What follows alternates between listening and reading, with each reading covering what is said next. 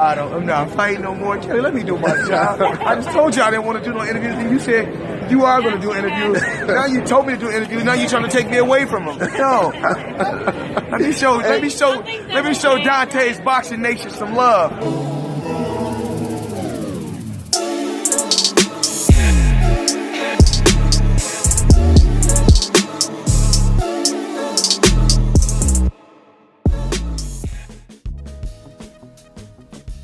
Dante's Boxing Nation, what's going on, guys?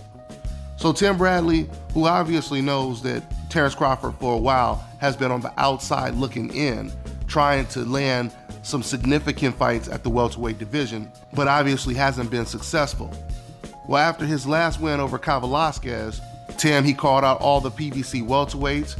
He said that Terrence Crawford is #1, the best welterweight in the world, and if y'all supposed to be men, then you gotta come see Terrence Crawford. And Errol Spence, he responded by saying, Tim Bradley, shut your coon ass up. Now, clearly that wasn't just a response to what Tim Bradley just said. That's a response to a culmination of things that Tim Bradley has been saying in the last year or so since he's been working with ESPN. But I will say this though, Tim Bradley, he does have a point when he talks about the fights that we need to see eventually. Of course, we need to see Crawford versus Errol Spence. That's the biggest fight that could be made, one of the biggest fights in boxing right now. I just wish it would have worked out better to where Terrence Crawford, he could have cleaned up his side, Errol Spence cleaned up his side of the division, and then they're the last two men standing. But it really didn't work that way.